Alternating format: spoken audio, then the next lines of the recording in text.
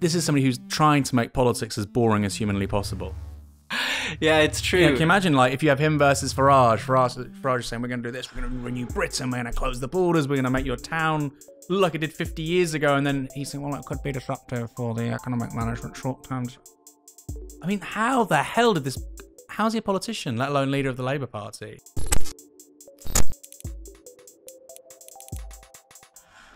In early 2020, the election of Keir Starmer as Labour leader was met with euphoria across much of the media.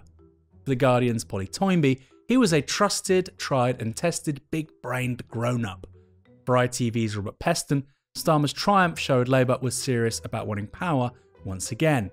Meanwhile, The Economist called Sir Keir Labour's electable new leader, while The New Statesman ran an edition whose front cover was Starmer dressed as a knight in shining armour. Yet despite winning the Labour leadership with a thumping majority and enjoying near adoration across the media, Starmer had only been in politics for 5 years, with little known about his views or even his career as a leading barrister and later Britain's Director of Public Prosecutions. That is, until now. In his new book, The Starmer Project, A Journey to the Right, writer Oliver Eagleton has documented Starmer's life and deeds, chronicling his time as a law student, a pro bono lawyer, Director of Public Prosecutions, and later as a Labour MP. In doing so, he offers the first account which zooms out, attempting to identify who the Labour leader really is. Hey Oliver, how are you doing? Good, Aaron. How are you doing? I'm very well. I'm very happy to be joined by the Starmer guy, as I think you're going to be christened by the media for the next 6 months, but that's not a label you're looking forward to. I'm doing everything in my power to shake it as quickly as possible, but I know that for the purposes of this interview at least, I'm going to have to be that guy, so I'm resigned to that. It's important to say this is the first biography on Keir Starmer. So, I mean, you know, you could be the Starmer guy for at least 6 months, a year. I mean, this could be the next...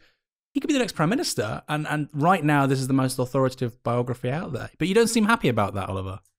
Well, I guess the origin story of the book, in a way, was that I in sort of exasperation during the 2020 leadership election, wrote a very brief Verso blog post about Starmer's legal record and kind of holding up his self-presentation against some of the things he had done as DPP and seeing how they compared. And it was on the basis of that, then once he started to really, initiate his counter-revolution in the Labour Party, I was asked by the Verso kind of upper echelons whether I would mind turning that blog post into a book. And I reluctantly said, okay. And I suppose over the course of researching it and, doing lots of interviews, most of them over Zoom at the height of lockdown, I started to think that there was something worthwhile about going over both, this kind of neglected aspect of Starmer's record and also over the process by which he steered Labour towards a second referendum during the Corbyn years. Let's start from the top. Keir Rodney Starmer. What were his politics like as a young man, as a student, before becoming a lawyer, before entering public life? Well, as a secondary school student, he helped to set up the East Surrey chapter of Labour Young Socialists. And then as an undergraduate, he assisted the striking print workers at Wapping who were obstructing the production of the Sunday Times, which, elicited a furious backlash from some of his contemporaries like David Miliband, Stephen Twigg. So Starmer's politics in those days, I think, were far to the left of, the people with whom he now associates. And then as an early career lawyer who was associated with the Haldane Society, a famous, a legendary kind of communist-aligned society of socialist lawyers, he did a lot of pro bono work, some of it very valuable and admirable for poll tax protesters, for trade unionists, environmentalists.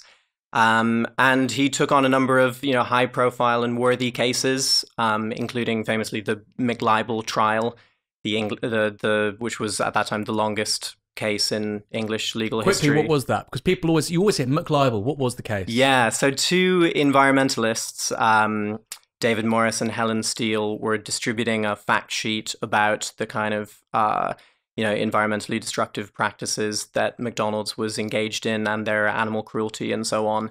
And on the basis of this, McDonald's hired, several multi-million-pound lawyers to sue them for libel, even though almost everything in the fact sheet was, bulletproof, empirically substantiated. McDonald's thought that they could kind of intimidate these people into backing down from their claims. And Starmer, to his great credit, provided, cost-free legal advice to them, which allowed them to take on this, corporate megalith and fight them all the way from the lowest courts in England up to the European courts, whittling down their compensation claim to such a degree that it was a major victory in the end for, free speech over corporate bullying. So a good guy. A good guy at that time in many ways, I think. I suppose in the book I try to draw a distinction between, the political positions that Starmer took at that point in his career and the kind of outlook or impulses behind them. So I think while you can see that there was a clear shift in the position Starmer took, and he did move from left to right, I think there are also certain kind of biographical qualities that you could always see present, even in his early career, that kind of conditioned that rightward drift. So one of them is a kind of intense personal ambition. And that's something that many people I spoke to who have known Starmer for decades point out. He's always kind of on the lookout for opportunities for personal advancement. And with that kind of disposition, inevitably comes a set of conformist reflexes. So he identifies as a socialist, that's clear. He identifies as a socialist, I think, even to the present day. I mean, I remember listening to Desert Island Discs he did about 6 months, a year after becoming leader. And he quite overtly said, I'm a socialist. But there doesn't seem to be that much content within what he seems to understand as a socialist. Is there any indication of that when he's younger? Obviously, he's writing for these journals and he's a law student, so he's writing a wealth of stuff both within and beyond his studies. Does he make clear what his actual political commitments are as a socialist at this point?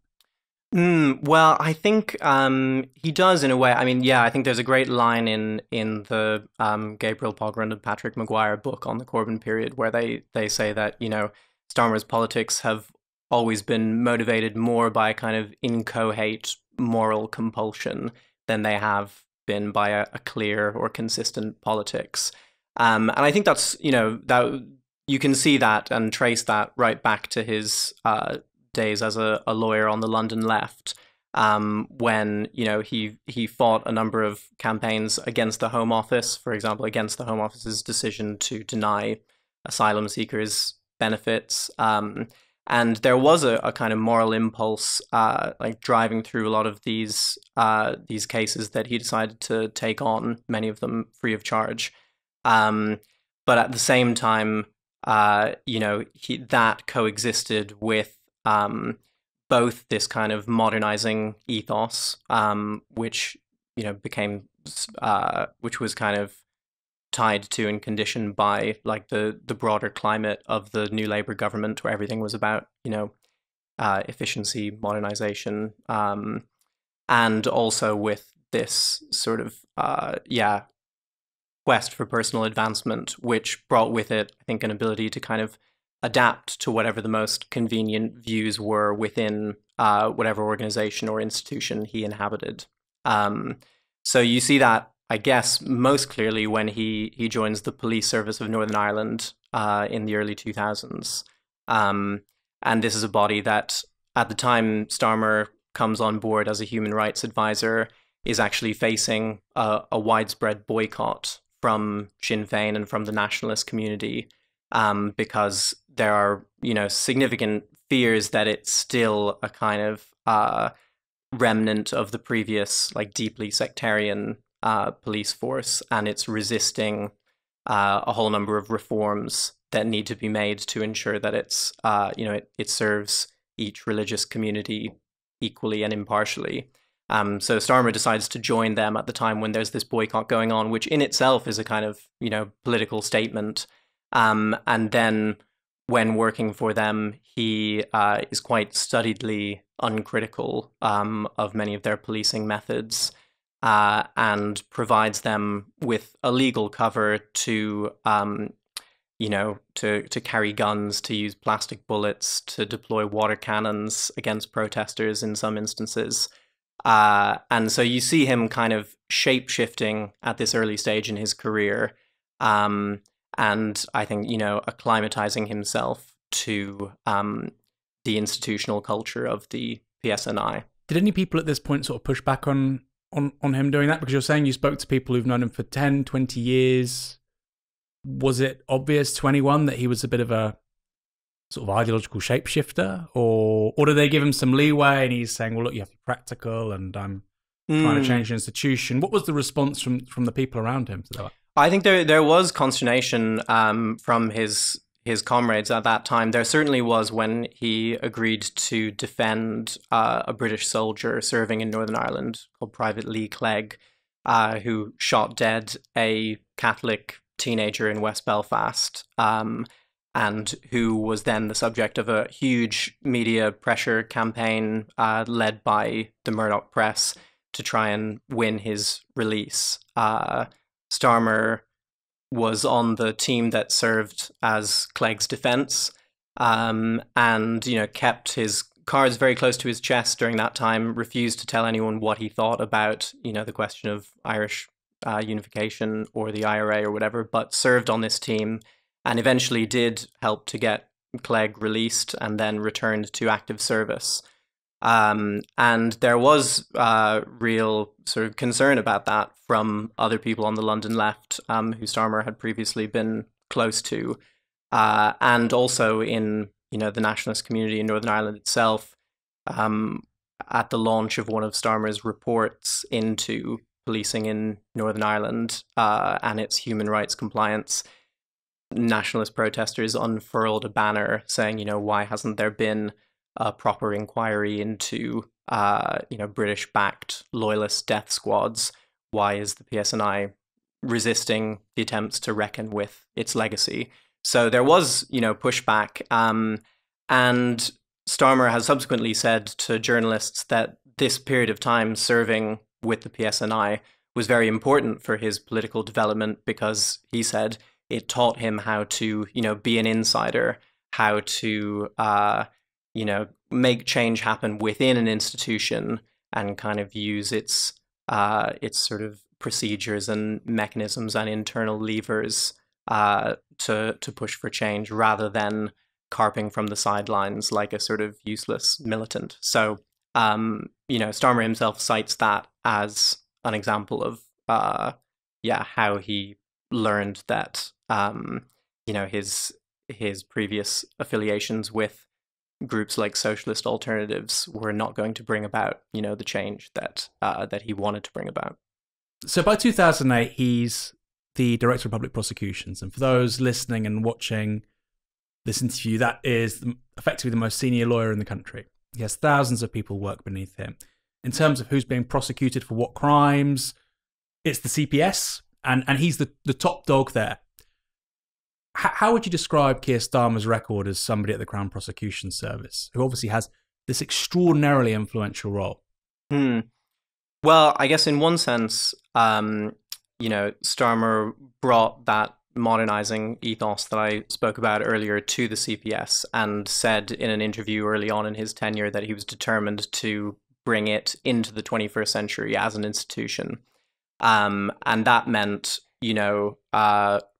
training up sort of own brand CPS lawyers, instituting all kinds of new best practices and protocols to make sure that it sort of maintained a certain standard, a certain level of sort of legal quality that he felt had been lacking previously. And many people who worked with Starmer have great respect for many of those reforms that he implemented. But I guess at the same time, the coalition government came to power 2 years after Starmer took the reins at the CPS. And implemented these, swinging cutbacks as part of Osborne's austerity packages. So Starmer had to work alongside Dominic Grieve to implement lots of these cuts, which left legal departments across the country really kind of strained and understaffed. And I guess like so many things, one of the effects of austerity is, that it means institutions like the CPS can't really sort of operate on their own and need to rely often on kind of the government's largesse, which can erode their sort of institutional autonomy. So I think that alongside Starmer's kind of modernization comes also the kind of strengthening of the CPS's role within the British security state, and its sort of repurposing as an instrument of especially kind of British national security interests. Which he wouldn't view as ideological, I presume. He just thinks that's, sort of upgrading it and good management and good governance, but that's clearly an ideological choice, isn't it? Yeah, no, so Starmer wouldn't see that as ideological. He would see that as just ensuring that, as a vast administrative system, the CPS is operating as effectively as it can be.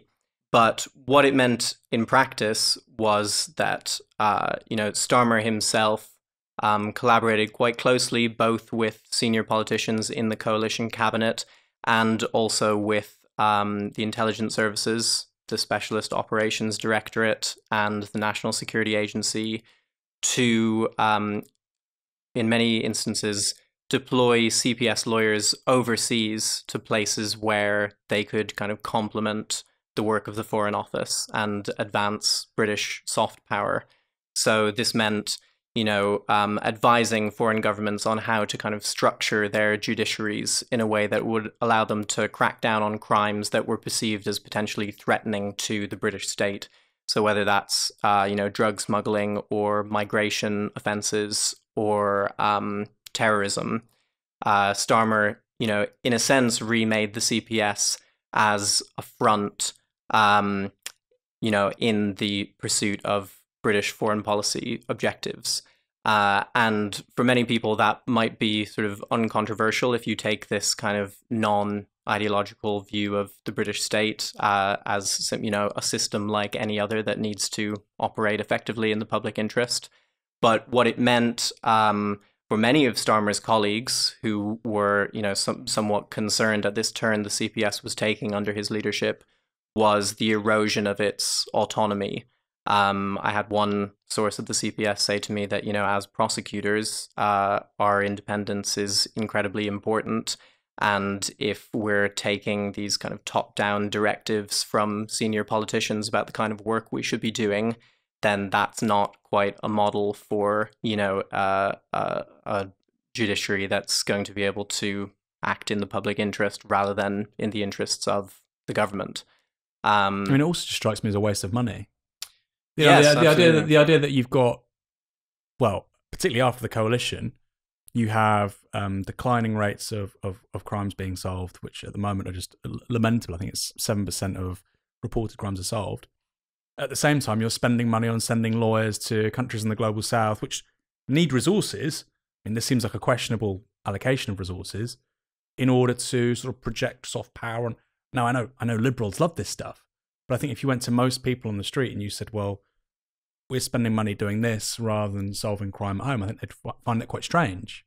Yes, absolutely. And, staffers at the CPS itself found that strange that they were being, told to make these huge cuts in their departments. And meanwhile, there were lawyers being kind of dispatched to Tanzania or elsewhere to make sure that, routes through which cocaine is sometimes smuggled are cut off so that it doesn't eventually reach British shores. Yes, it does seem like a questionable allocation of resources. But I suppose for Starmer, he was doing this work and then getting called up by Tory politicians who were saying, the CPS has never been so valuable to us. It's really becoming a world-class institution under your watch. And Starmer's response to this, so I was told by people who were involved with this work, was, just jubilation. The guy is just so full of contradictions. And I think this is another example of it. This is somebody who said they were Republican and then becomes a Sir. Somebody that enters human rights law and yet is obsequious and almost, chasing the respect of the establishment. He's the director of public prosecutions. There's always going to be an element of that. But like you said, there's jubilation word. I think is a very apt word. in terms of what's going on here. I find those contradictions just so utterly remarkable, and I think that's the story of his tenure as Director of Public Prosecutions. You know, he comes in 2008, and the expectation is that he'll be very liberal-minded, progressive, and yet we have case after case where he's mired in controversy. And it's important to say, from 2008 to 2013, this just happened to be a time when the Director of Public Prosecutions and the CPS were under real media scrutiny. A range of cases. So let's start with one of the most famous. You've already said he was jubilant at the government ministers describing the CPS under his watch as, you know, a world-class institution. That seems incongruent with how he treated Gary McKinnon. So can you talk briefly about who Gary McKinnon was and this episode between Keir Starmer and the US authorities, particularly Eric Holder? So as part of this work with the CPS International Division that I was just describing, Starmer collaborated not only with the British security services, but also with the Obama administration, most notably its Department of Justice, which was at that time headed by Eric Holder, who was famous for taking an especially hawkish and brutal approach to whistleblowers, including Julian Assange, and hackers, including Gary McKinnon. Gary McKinnon was a autistic IT expert who was very interested in UFOs and did a lot of kind of independent research on them, and wanted to access US military databases to find information on UFOs, which he wasn't interested in publishing or sharing with anyone, but simply to satisfy his own curiosity. So he gained access to these systems by exploiting their remarkably weak security codes. I think he guessed that the password to one of them would not be changed from the default password, and managed to gain access as a result. And when this was discovered, it was a massive embarrassment for the US government in the wake of the 9/11 attacks, and to prove that they were kind of shaping up and, you know, beefing up their national security, they decided to doggedly pursue him with an extradition order. So Starmer inherited this case, and one of the people high up in the CPS who I spoke to said that he had direct conversations with Holder's team about Gary McKinnon's extradition, and that he pledged to do everything in his power to seal it and ensure it. And there's a very telling episode in the memoir of Gary McKinnon's mother, Janice Sharp, where she confronts Starmer about this, and says, you know, how can you have no sympathy for my son, who is becoming increasingly suicidal as his appeals are being thrown out, and he's being, you know, pursued through the courts on his way to potentially spend 70 years in an American military jail. And Starmer says, you know, you're making me very uncomfortable by saying these things to me. And the case has gone through all the courts, and their decision is their decision, and I stand by it. What an awful man. This is somebody with, was it Asperger's, you said, or who was looking for UFOs, and they're about to basically die in a US prison, and his response is, as one of the most powerful people in the British state, you're making me uncomfortable. Yes, absolutely. And is that typical? And that seems to have almost no self-reflection. Is that a typical response of Starmer in these sorts of situations? Well, I suppose it's the bureaucrat. It's someone who, at various points in his career, has tried to kind of hide his politics behind process, and present these processes as, you know, completely neutral and faceless. And so when he's kind of confronted, you know, by the reality of what he's doing, by this mother who's about to lose her son to the American carceral system, I mean, he defaults to that completely kind of blank, neutral position. I'm uncomfortable. Well, this guy's about to spend 70 years in a prison. You think that's comfortable? It's not the life of Riley, is it? And so Gary McKinnon isn't extradited. How does that happen? Yes. So in the end, then it was in fact Theresa May's Home Office that steps in at the last minute and says that it would have been a breach of Gary McKinnon's human rights to extradite him, because sending him to an American military jail would have led to such a high chance of him ending his life that it was unconscionable and, against the kind of what should be the legal norms of this country. Starmer, in response to this, I was told by sources inside the CPS, flies to America to meet with Eric Holder, or at least to meet with his team. It's unclear whether at this point he had a direct meeting with Holder, but he's keen above everything to assure Holder's team that, this decision is not going to compromise the collaboration between the CPS and the Department of Justice in future. And the tone of his conversation with them is very apologetic. Like, this wasn't my decision. This was taken out of my hands by the Home Office, which had its own political calculations, involved in doing this. And, let's not allow it to affect the close relationship that we've established here. So Theresa May did the right thing. Theresa May was well to the left of Sir Keir Starmer. It's basically... Yes, absolutely. The short of it. Well, on that particular question, yes. I think this is probably my single biggest concern with Starmer, because you can see how he would be massively disappointing as Prime Minister, but he would be to the left of the Tories on some things. There would probably be some positive moves on at the moment it's a windfall tax, for instance, on energy companies. You could see stuff like that. I mean, so I can see how there'd be elements of a more progressive agenda. But I seriously think on this stuff, he could be to the right of the Conservative Party, with the right-wing press coming after him, with these big institutions kind of lobbying him. And it feels like people aren't necessarily prepared for that sort of the authoritarian bent of New Labour to return. Racist as well, right? And anti-migrant, anti-Muslim.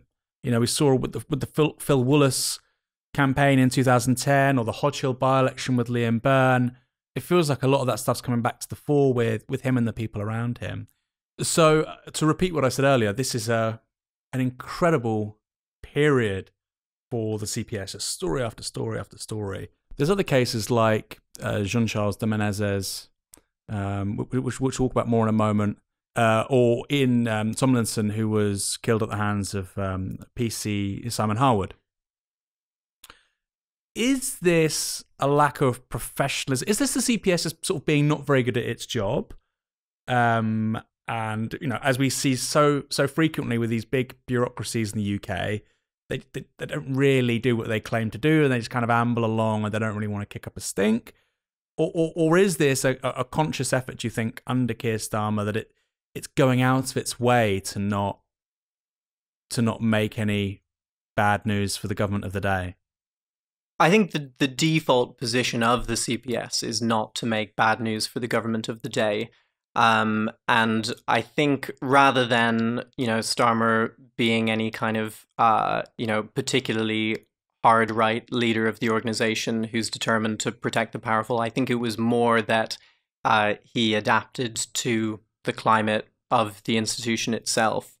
But nonetheless, it's worth pointing out the gap between what Starmer did at the CPS in refusing to take on these various cases, and conversely taking on cases that were, very convenient for the government, pursuing enemies of the government with extraordinary vigor.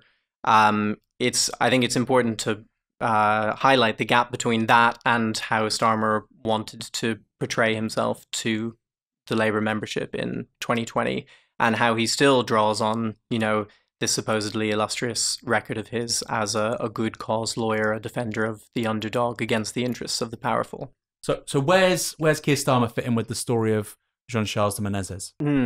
So the initial decision not to prosecute the killers of de Menezes is made by Ken MacDonald, Starmer's predecessor at the CPS. And he uncritically accepts the Met's narrative of what happened, which, involves a huge number of distortions, and actually at one point the destruction of physical evidence that implicated the officer who shot de Menezes.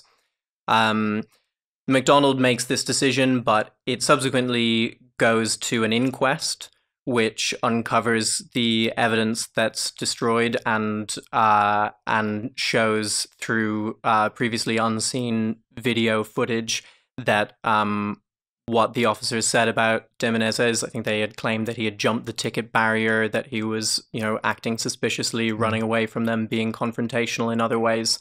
And all of this whole narrative is completely demolished, both by the CCTV footage and also by eyewitness testimony. So in light of that, the inquest overturns the judgment of lawful killing that MacDonald made. And at that point, the case goes back to the CPS, who needs to make a final decision on the basis of this new evidence about whether to prosecute. And when the case arrives at Starmer's desk, he simply reaffirms the initial decision that had been made by his predecessor without considering the new details that have come to light, and the killers are never held responsible. So again, he goes the easy option, the option that doesn't upset powerful people. Yes, absolutely. Yeah, another similar case was that of Ian Tomlinson, who was famously killed at the G7 protests by a police officer who struck him in the back, causing an onset of internal bleeding, which led to his death later that afternoon. And this was a case where two separate coroner's reports had suggested that the police officer was guilty of directly causing Tomlinson's death, but another coroner's report came to the opposite conclusion, and in fact claimed that it was set off by other unrelated factors. Now, Starmer then, on this basis, made the decision that there was insufficient evidence to prosecute PC Simon Harwood, the police officer involved, and only reversed that decision when new medical evidence came to light that invalidated the third coroner's report. So, this is a complicated case, and in the end, Simon Harwood was actually acquitted by a jury, because, the evidential standard needed to prosecute a police officer successfully is very, very high. And Starmer would have known this as DPP, and maybe naturally would have been cautious about bringing a case against a police officer. But I guess the argument I try to make in the book is that, on the one hand, this is someone who said he's always been, zealous about standing up for the underdog against the interests of the powerful. And what you see on display in his, defaulting to the standard positions of the CPS, being ultra cautious in his treatment of police officers or intelligence agents, simply doesn't really fit with that image that Starmer has constructed of himself. And moreover, these assumptions about whether a jury will or won't convict a police officer can often be sort of self-fulfilling. If a police officer is never brought to trial, if that's a kind of shocking and unprecedented thing, then, a jury will want a higher threshold to convict them. Whereas if Starmer were to treat police officers like Simon Harwood in the same way that he treated protesters whom he believed were guilty of, violent disorder or rioting or whatever, and, really vigorously pursuing them through the courts as if they were just ordinary citizens, then you would start to overturn that institutional logic which tries to protect police officers from accountability.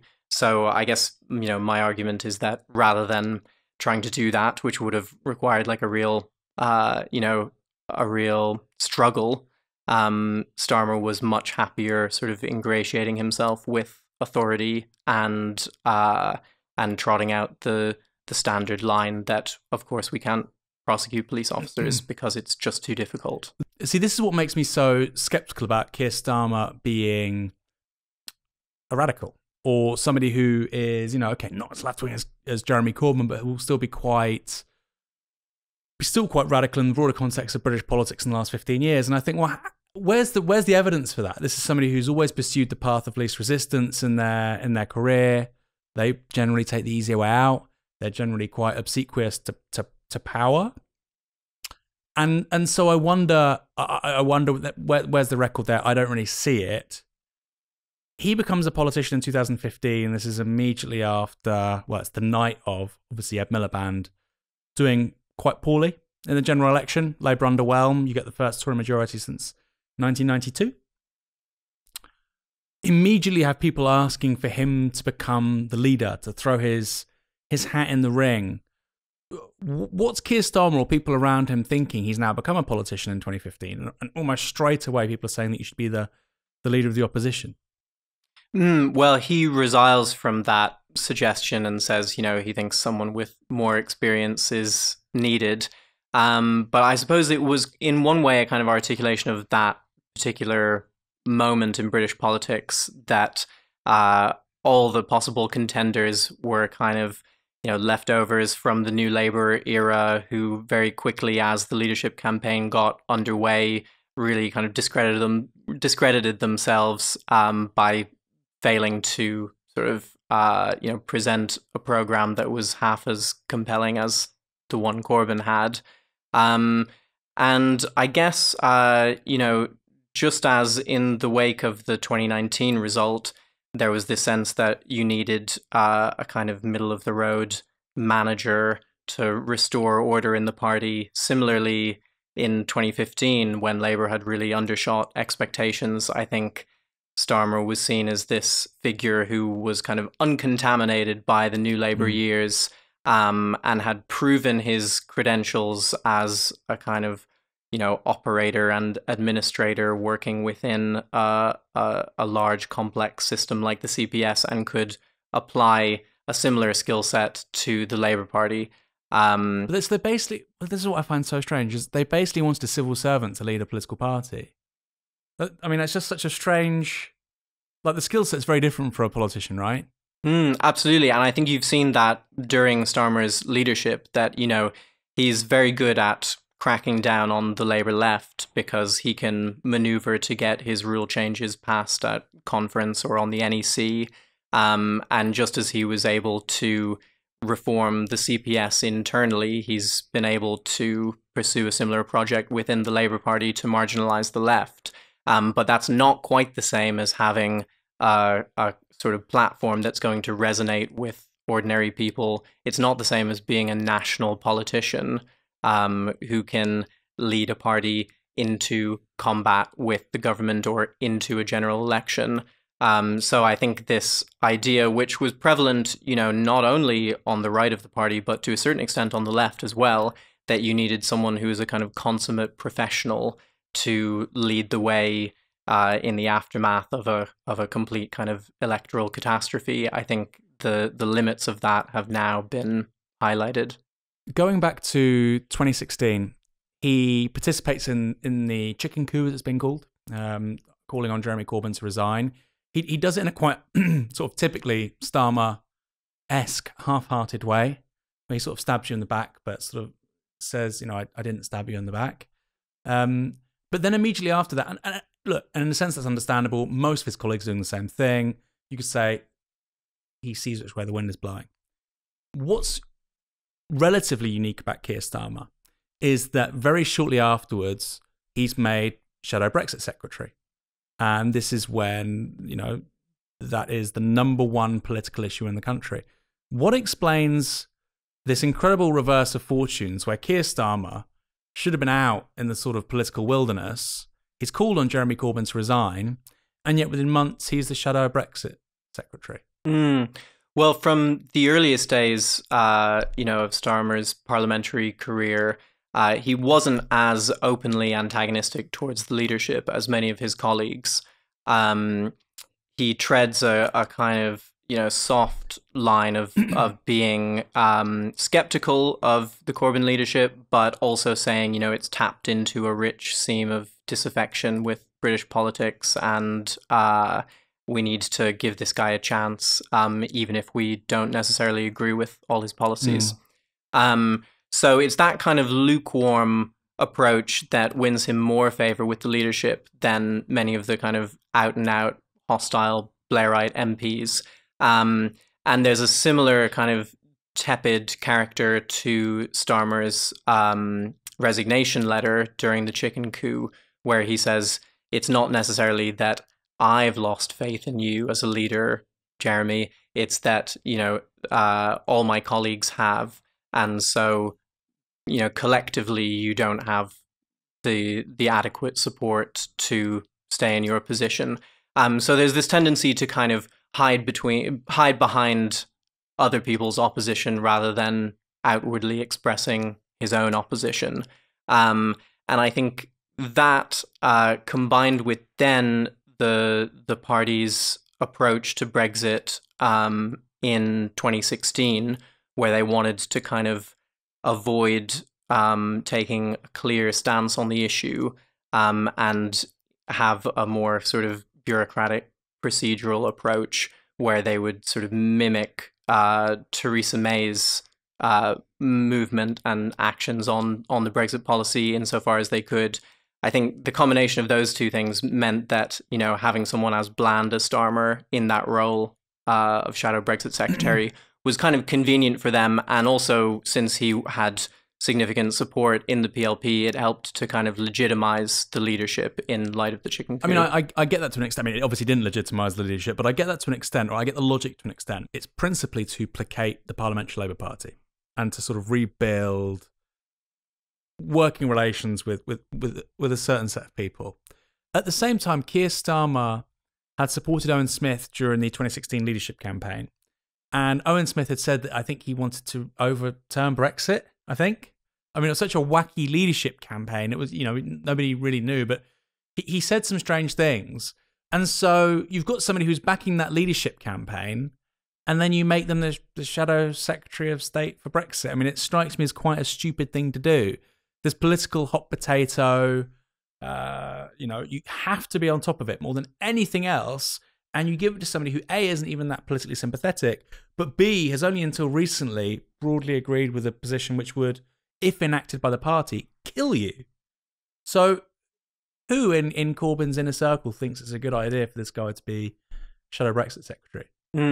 Well, it was reportedly John McDonnell who, when the meeting of Corbyn's inner circle, what was called his strategy group, when that meeting took place, after the chicken coup and after Corbyn's victory in the subsequent leadership election, it was McDonnell who argued that, Starmer had such a standing in the parliamentary party that it would really help to make the shadow cabinet look kind of like a professional operation again, when over the last few weeks you had ministers kind of doubling up portfolios. You couldn't even find enough people to sit on the shadow cabinet. So they were really in dire straits, and I can understand wanting to reach out. Why Brexit? He could have been shadow Attorney General. He could have been shadow Home Secretary. I know Diane Abbott wanted that. There could have been a bunch of very, very important promotions he could have had. I mean, he's only been an MP for 1 year. Yeah, so I think in a way that was reflective of how the leadership was seeing Brexit at that time. Because it's easy to forget that, before the 2017 election, Theresa May had the necessary votes to get whatever deal she negotiated within reason through Parliament. So Labour's line on Brexit became incredibly important after the 2017 election, when they had to have, their own contours of a deal mapped out. But before the 2017 election, there was an attempt to kind of mirror the government's movements, just so that Labour couldn't be said to be, not respecting the result, or trying to reverse it, or so that the parliamentary party couldn't, use any kind of Lexit platform as an excuse to initiate another coup against the leadership. So their approach in 2016 and 2017 was basically to say, if the government says they're ending free movement, then we'll say we're ending free movement. If the government says they want a jobs first deal, we'll sort of reflect that as well. And I think this is where Starmer came in, because he was seen as someone who would be very capable of kind of articulating that line, which wasn't very politically combative, which was more about, making sure that you checked a series of boxes so that Labour could be seen to be a respect the result party. And they could hold that line until Theresa May had passed her deal, by which time the Brexit question would no longer be as, central to British politics, and then they could tack towards, discussions about nationalisation and domestic economic management. So is it fair to say that 2017 benefited Keir Starmer more than any other Labour politician? Because it sounds to me that, like you say, it's a bit of a sort of a policy knacker's yard. Brexit's happened. It's merely symbolic. Then, of course, the Tories lose their majority. That becomes once more this defining issue, and the biggest beneficiary is Keir Starmer. Certainly, the ultimate beneficiary was Keir Starmer, and it really elevated him to this high national profile as a result of the culture war that developed around the Brexit issue. But I guess what I tried to show in the book, by tracking the evolution of Labour's Brexit policy very closely, sometimes kind of month by month from 2016 to 2019, is that it wasn't inevitable that Starmer was going to emerge the victor from, Brexit becoming the sort of political firestorm that it became after 2017. I think there were, two positions in the party on Brexit. And this is not my framing, but taken from what James Schneider has said in various interviews. He sort of spells out how on one side you have people who think that Brexit is kind of nothing but a catastrophe whose damage needs to be sort of limited and contained. And Starmer would fall into that camp, as would most of the PLP.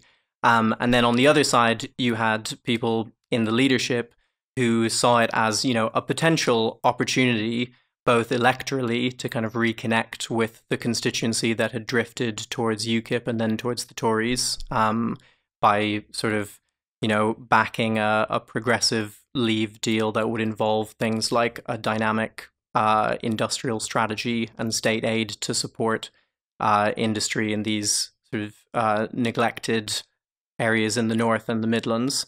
And then also politically to sort of implement both, a domestic and a foreign policy outside of the order-liberal structures of the European Union, and one that would, be genuinely kind of internationalist in refusing to buy into kind of fortress Europe. And so I guess you had this face-off, which really sort of accelerated or became particularly important after the 2017 election, between the sort of damage limiters and the people who saw Brexit as an opportunity for a left populist program.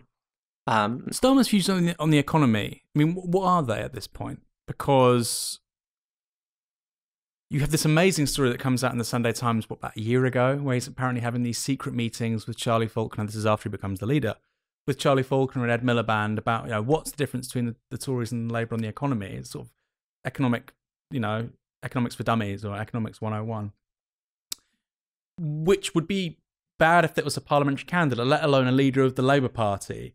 Do we know anything about his sort of views on the economy more broadly at this time, or? Well, we know that he argued with the leadership about the question of state aid. He cited, the negative example of like different American states that kind of change their competition laws so that they can undercut one another and attract, investment away from their neighbors.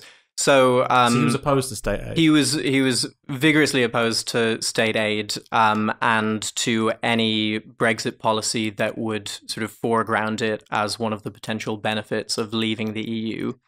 Otherwise, though, he wasn't firmly attached to the EU's free market principles or to freedom of movement. He said in the wake of the referendum result that free movement of labor needed to kind of urgently be clamped down upon, and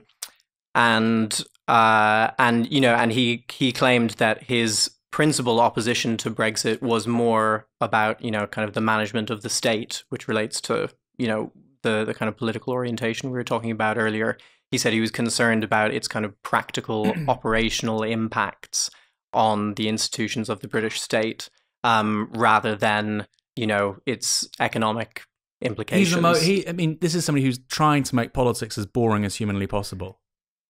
Yeah, it's true. Can you imagine, like, if you have him versus Farage? Farage is saying, we're going to do this, we're going to renew Britain, we're going to close the borders, we're going to make your town look like it did 50 years ago, and then he's saying, well, it could be disruptive for the economic management short term. I mean, how the hell did this... How's he a politician, let alone leader of the Labour Party? And more relevant to your book, rather than me just ranting, did nobody sort of grill him on these issues? I mean, I find it remarkable that somebody, even to get into the shadow cabinet, weren't people around Corbyn a bit suspicious of him? Did they not think, look, this guy hasn't got any politics? Yeah, they absolutely. And who were they? Who were the people on the right side of that argument? I want to know. Well, I mean, Kerry Murphy, Corbyn's chief of staff, was someone who, from quite early on, saw Starmer as kind of a wolf in sheep's clothing. And when he dissented from the leadership on various, particularly economic questions about Britain after Brexit, she was more keen than anyone else to replace him with an ally.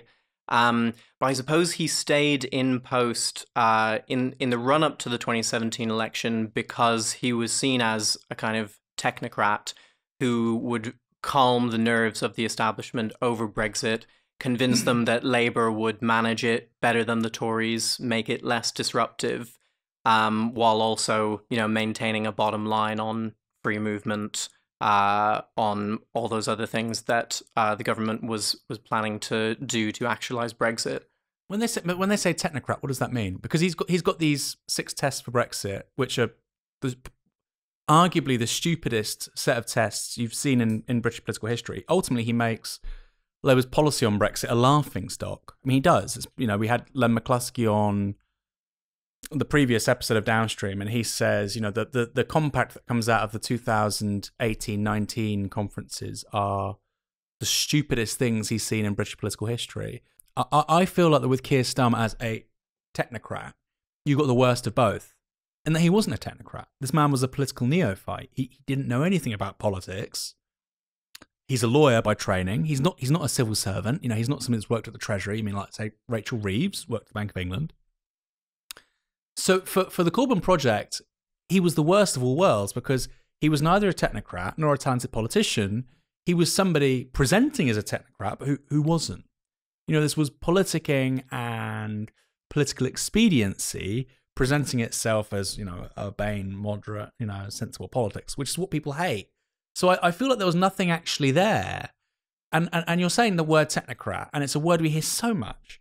And actually, technocrats that you see in places like the UK aren't technocrats because they're not very good at solving problems. So I'm wondering who in Corbyn's circle thought he was a technocrat. I don't think the response of Labour to Brexit at any point under Keir Starmer was technocratic at all. I thought you could say it was politically savvy or stupid, but it was never technocratic. So who's saying he's a technocrat? Or is it just people who've come out from the cold? They're coming, and that's my interpretation of it. Is the Corbyn Project is the left coming out from the cold, and they go, you know what? This guy's got a nice haircut, great CV. He's going to make us look professional. That's all it is, which was ultimately incredibly stupid. And so I'm wondering who was driving that animus within the Corbyn Project. I mean, we know John McDonnell was very favourable to him. Anybody else? So maybe it was a mistake for the Corbyn leadership to start out with a Brexit policy that was so moderate and cleaved so close to the government's own line. But it made that calculation in the context of, you know, the kind of ructions of the chicken coup still being really acutely felt, and also the knowledge that Theresa May at some point was going to come back with a Brexit deal that they thought could get through Parliament on its own terms. So I think that was the impetus behind installing Starmer, who, you know, wasn't necessarily a very talented politician, who was very new to Parliament, not necessarily a talented, you know, technician either. He wasn't an economist. I mean, if you got Rachel Reeves, who I obviously think terrible politics, but at least this is a guy who is a lawyer until 2015. He doesn't know what a customs union is. He doesn't really know his views on a vast range of economic policy. So I find it surreal that somehow, even now, we're calling him a technocrat. You know, it's literally just a haircut. You give the guy a receding hairline, he's not a technocrat anymore. No, I agree. It's like pure optics, and it's the purest optics, and yet we're thinking it's like, this is really substantial policy. He's not a policy guy. He was a barrister. He's not even like a solicitor. He's a barrister. He's a guy who talks for a living in courts and has to win arguments. He doesn't know anything about, you know, the substantial difference in sort of economic models if we're in the EEA or EFTA, or if we're out of the single market. He doesn't know. Why would he know? No, I agree that there's a big distinction between kind of an actual technocrat and the appearance of one. But I guess for the leadership, and there was, you know, a degree of unanimity on this question for the leadership. There was unanimity. Yeah, there was indeed in the run up to the 2017 election, you know, which was sprung on them and so on. They thought that the appearance of a technocrat was enough to ensure that, you know, Labour's Brexit policy didn't create needless controversy either with voters or with the PLP. And that was the policy they had until then. They were forced to change tack after 2017, when at that point, with a hung parliament, their votes really did matter. And then it became important to say what their actual vision of Britain after Brexit would be. And that's the point at which, you know, this kind of truce, this delicate truce they had had with Starmer as Shadow Brexit Secretary kind of evaporated, because then the political differences between his plan for Brexit and theirs became impossible to ignore. See, we've spoken to Len McCluskey, former General Secretary of Unite, and he told us that he thought a deal was very possible with Theresa May's Conservative government, and that Labour could have voted it through, and it would have been something like a soft Brexit. And he was quite clear that he thought Starmer was, to some extent, sabotaging it. And you sort of repeat that a little bit in the books. Starmer is the guy who he just thinks there's nothing to offer from the government. They're not really serious about this. You know, this is purely about optics for Theresa May and delaying the inevitable. And this isn't our interest as the Labour Party. McCluskey entirely disagrees. Where do you sit on that? Because it sounds to me, if Len McCluskey is right, then Keir Starmer is one of the people who is most responsible for hard Brexit. And not just because he sort of pushed Labour in a certain policy direction, but when there was an actual chance to sit down and agree on a common position, he refused to do that. You know, where do you sit on that? I absolutely agree with McCluskey, and there are several accounts of this, not only his, but also Gavin Barwell's in his memoir of the period, which show that Starmer was, more than anyone else in the Labour negotiating team, out to undercut the potential for a cross-party deal on Brexit. One particularly telling anecdote that Barwell tells is one in which he realizes that Starmer, you know, is not actually interested in getting a deal and is going to kind of shoot down any proposal that they put in front of him. So he gets like the wording of a draft proposal that Starmer himself has recently written, or Starmer's staffers have, for what, you know, a possible kind of customs union arrangement might look like, and puts that in front of Starmer and says, you know, this is our proposal on this front. What do you think of it? And Starmer, you know, almost like laughs and says, you can't possibly expect us to accept anything resembling this text. And then Barwell says, you know, well, Keir, that's your own proposal. Do you not realize that this is the text you wrote and presented to us just a couple days ago? At which point, Starmer doesn't quite know what to say and kind of reddens with embarrassment. But, that's indicative of the approach he took to those negotiations, which was quite cynical and unserious, and determined to foreclose the possibility of a soft Brexit deal so that Labour would have no choice but to swerve towards a people's vote, which by this time, was what Starmer wanted more than anything. When did Keir Starmer start to actively work on his leadership campaign? Because, I've spoken to people who, they were on the campaign trail in 2019 in the general election, so November, December, and Keir Starmer was going to marginal constituencies with videographers and camera crew, and people thought, okay, this must be for the general election. He's making promotional materials for the general election. But actually, they found out this was B-roll for his own leadership campaign video. So we can be pretty certain that he had in mind a leadership tilt before the 2019 general election. That's pretty obvious given how quickly it kicked off. How far back would we go when he starts to sort of assemble a bit of a team and really concretely is thinking about becoming the next Labour Party leader? I suppose Starmer's leadership campaign came out of a much larger project, which really began after the implosion of the Owen Smith campaign, where the Labour right and lots of holdovers from the New Labour period decided that rather than trying to force another coup, they were instead going to go away and do lots of polling and really trying to understand the Labour membership and what it thought, so that eventually when Corbyn fell, they could have a successor lined up.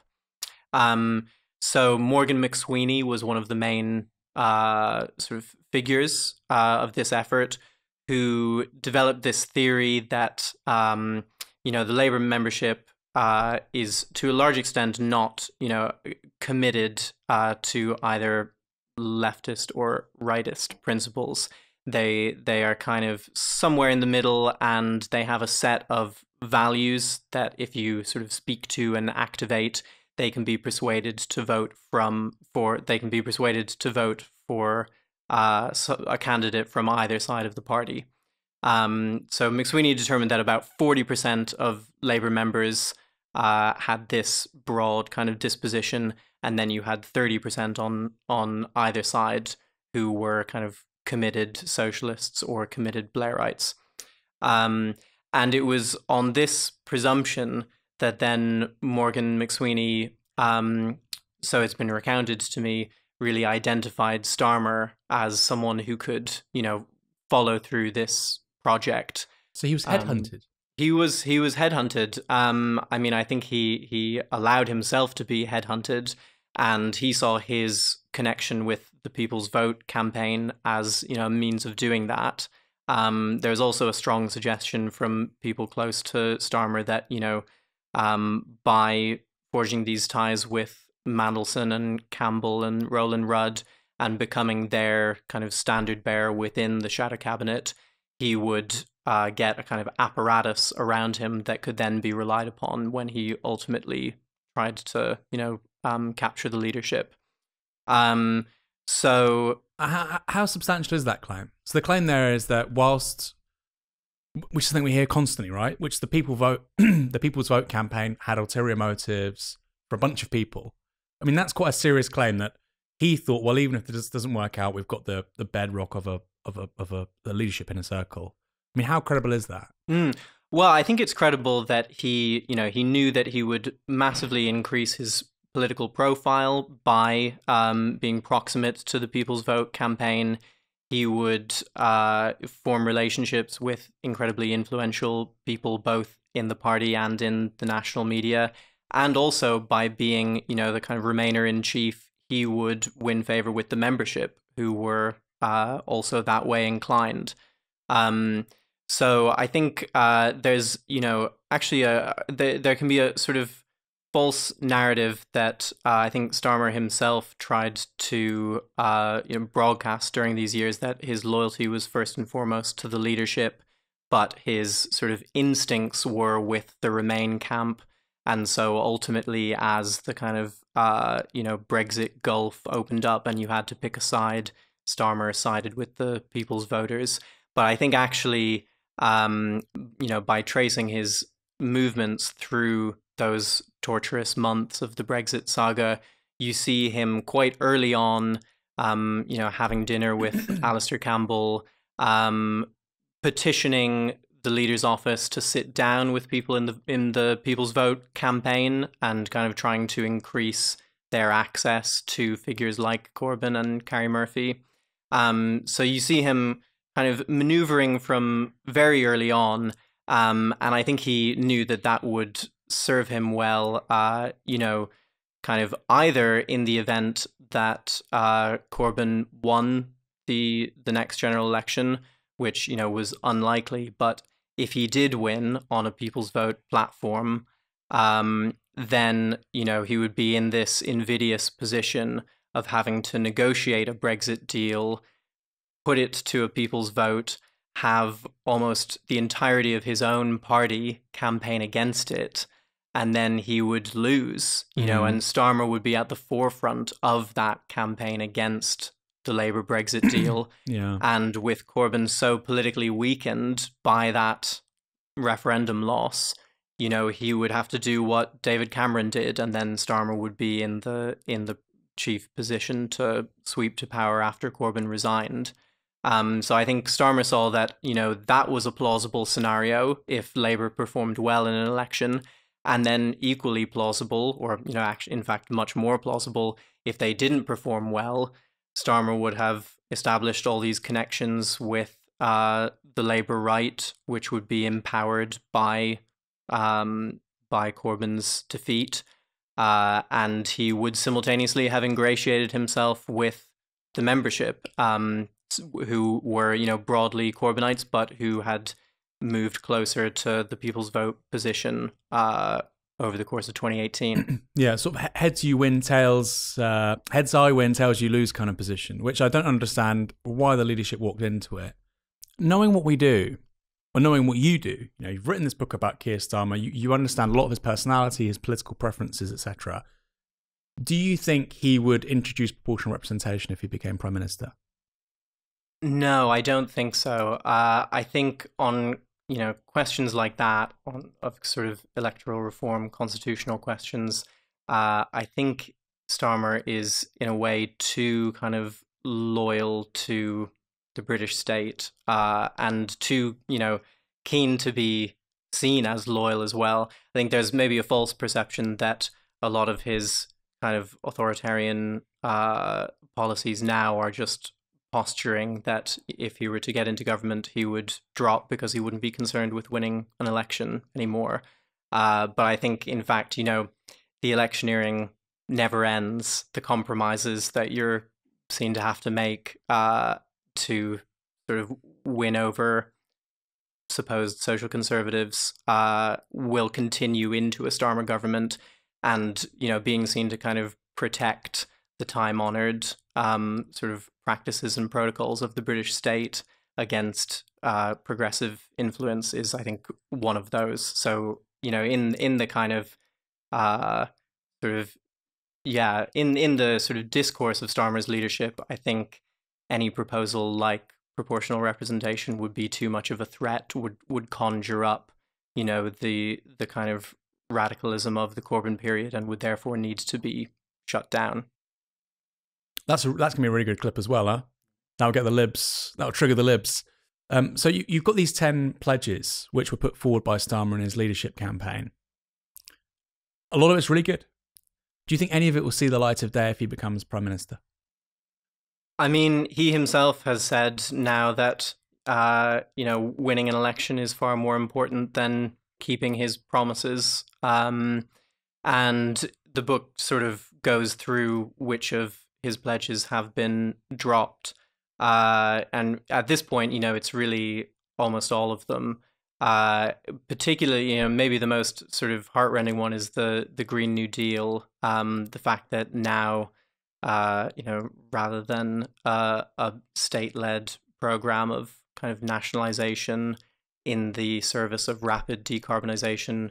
Starmer has bought into this disastrous kind of market-driven program of a green transition where all the funding comes from the private sector, and they're basically expected to kind of, innovate such that the climate threat is obviated. I think that's maybe the clearest example of how Starmer's abandonment of his 10 pledges, is made kind of to throttle the Labour left, to make sure that none of their policies will see the light of day as part of this ongoing kind of factional war within the party, even at the expense of, the planet itself. And their target for net zero, I mean, look, there may be an election manifesto in 2 years and they say 2040 or 2035 or whatever. But right now, it seems to be that the target for net zero is 2050, because the noise that's coming out from Rachel Reeves is that she says the target is 2050 presently from the Tories. We can't meet that because of X, Y, Z. And we know that with Corbyn, the target for net zero, I think probably unrealistic, was 2030. But you could certainly say the early 2030s, right? You could probably get to 90% by 2030. And that's shifted by 20 years, just on the sly. And like you say, that's one of the biggest issues of the day. I don't think energy transition in abstraction is hugely controversial. I think people agree with it. And yet there hasn't been that much of a political overhead from the membership. That's what I find really interesting. He's walked away from the 10 pledges rather, at breakneck speed. Not walked away, he's sprinting away from them. And the membership doesn't seem that upset about them. People seem either ambivalent or they've walked away, but most of the membership don't seem to care. And the counter-argument is, well, we need to win, but he doesn't seem to be winning either. I wonder, this is recorded before the local elections on Thursday. What set of circumstances have to play out for that to change? For the Labour membership to say, well, you're not what you said you were, and we don't think you should be the party leader anymore. Because Labour members are famously loyal. But it does seem remarkable. This is the biggest volte-face, I think, in British political history. And I wonder what has to happen for there to be a response. It's a good question. I think part of the reason for the membership's acquiescence, was kind of the trauma of the 2019 defeat. And the idea, you hear Starmer being described so often as a grown-up. And I guess when you think about what that means, the idea is really that in 2019 we had all this kind of these childish illusions and fantasies about forming a socialist government. And then it was, that disastrous exit poll that really kind of brought us back down to reality, brought us down to earth. And so I think in the wake of that, lots of members who voted for Corbyn in both leadership elections felt like, now we needed a real grown-up to come in and... A grown-up who wants to... Somebody who wants to extradite people with Asperger's to die in American supermax that's prisons. That's it, isn't it? Someone who says, this is the ugly reality, you might not like it, but, this is how it is. Isn't that kind of the function of the grown-up in a political context? Final question. What kind of government would Sir Keir Starmer, PM, QC... oversee and lead? What would it be? Would it be like Macron? Would it be like Blair? What kind of analogues could we look at? Biden? In your judgment? Well, I think, there's recently been a kind of instructive contrast with Macron, who, despite being this arch centrist, has proposed a cap on energy prices to make sure that, companies take a massive hit to their profit margins, and the cost of living for consumers doesn't rise above a certain percentage. It's still going to obviously hit French people very hard, and there's some electoral cynicism involved in that proposal. But I think it's worthwhile just showing how far Starmer's response to, say, the energy crisis is from Macron's. So you're saying Macron's the left of Starmer? On that issue, certainly. And I think there's the particular reason for that is that Starmer, despite often, trotting out this talking point about the Labour Party needing to look outward rather than inward, has been so primarily focused on reforming the internal party apparatus and banishing the legacy of Corbynism, that, you know, even sort of very tepid and very popular policy proposals like Macron's don't get a hearing in his office, because he thinks that their sort of political meaning would be too close to Corbynism. And that's, you know, a meaning that at all costs he wants to sort of forget and repress.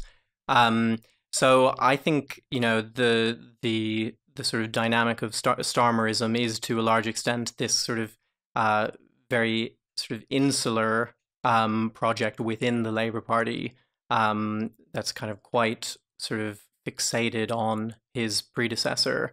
And I think that tells you something about how he would govern, as, you know, someone kind of rising to number 10 on a pledge to kind of restore order, casting both the Labour left and Johnson as kind of disruptive populist influences, and leading us on a sort of consoling journey back to the political center.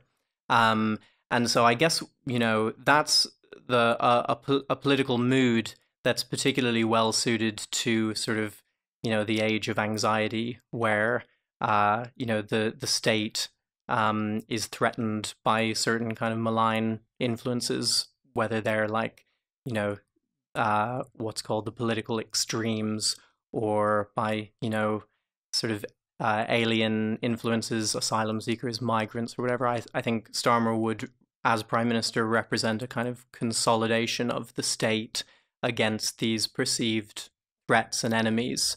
And that means that, you know, the chances of him repealing any of the kind of authoritarian legislation that's been the flagship of you know, Johnson's prime ministerial tenure is very slim. I think that would be too out of step with the atmosphere he would want to create of, you know, this holding operation, the forces of order against those of chaos. Oliver Eagleton, thank you so much for joining us. Thanks so much, Aaron. The book is fantastic. The book is what, like 200 pages? About that. Mercifully short. You won't have to read about Sir Keir for that long. But I think the first 60 pages, which focus on his career as a lawyer, I said this before we started, it's the best 60 pages of political biography I've read in a long time. Hugely informative, so people should read it. Well, thank you so much. That's really too kind. Thanks for having me.